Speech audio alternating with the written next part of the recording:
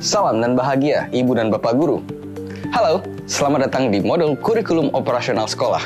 Pada materi pertama ini, kita akan belajar tentang cara merumuskan visi misi sekolah.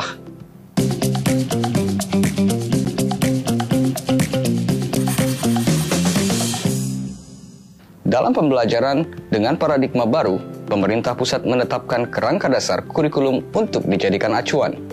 Berdasarkan kerangka tersebut, sekolah mempunyai kewenangan untuk merumuskan kurikulum operasional di tingkat satuan pendidikan yang diawali dengan merumuskan visi dan misi.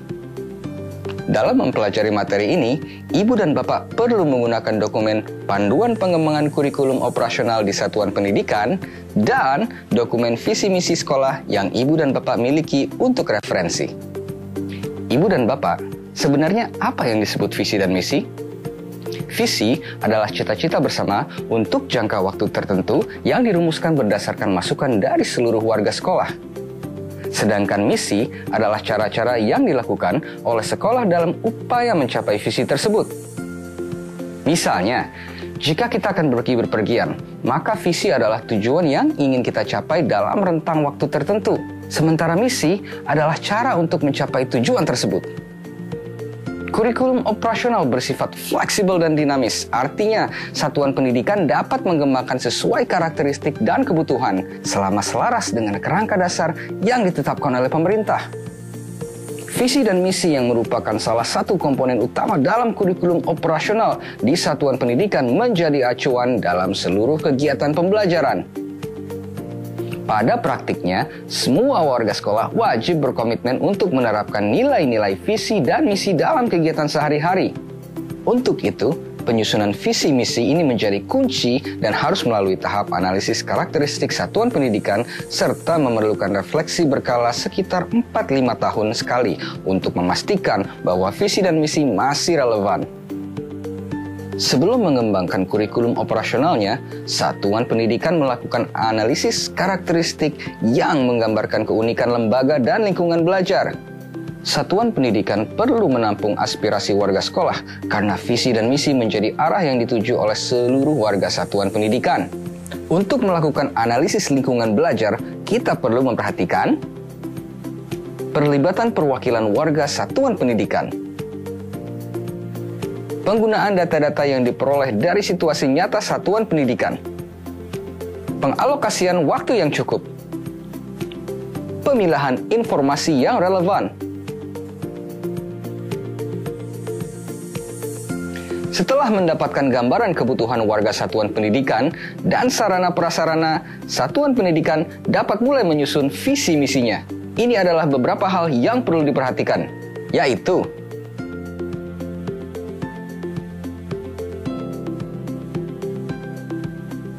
dan untuk merumuskan misi, mari kita lihat penjelasan berikut ini.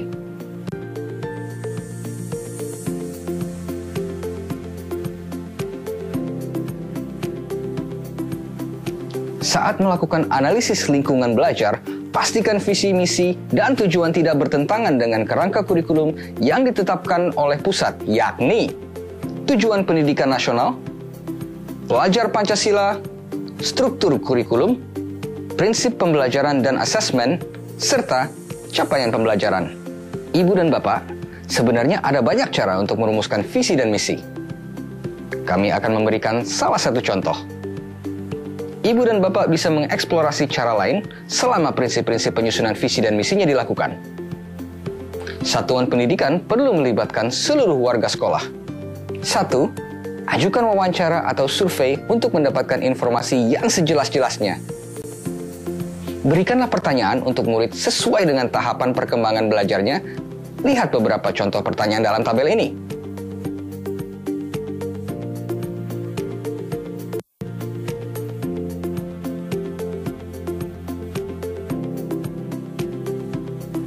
Dua, analisis jawaban wawancara dan cari keterkaitan satu dengan yang lain.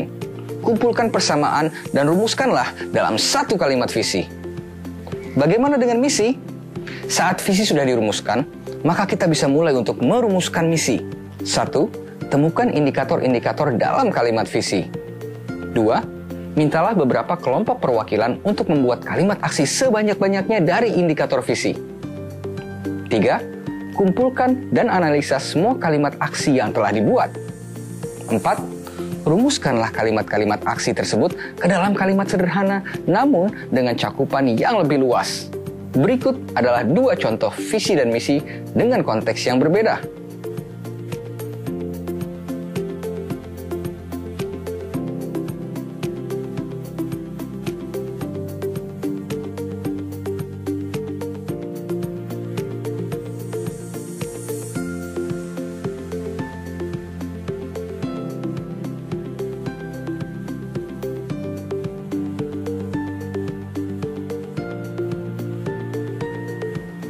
Ibu dan Bapak Guru, ada beberapa tips yang dapat digunakan untuk membantu proses fasilitasi dalam perumusan visi dan misi. Mari kita lihat tips berikut ini.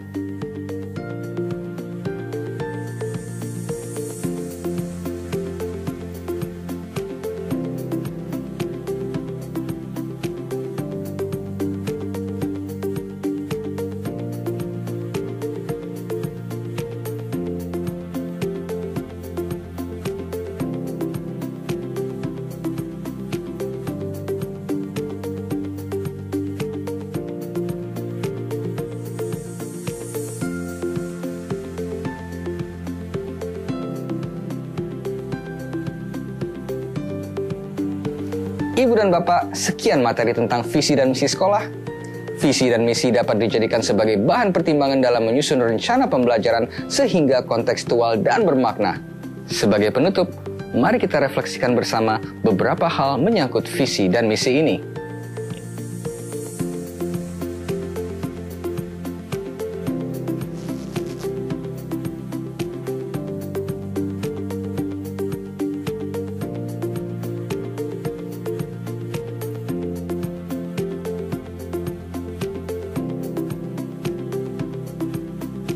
Selamat belajar ya, Ibu dan Bapak Guru hebat.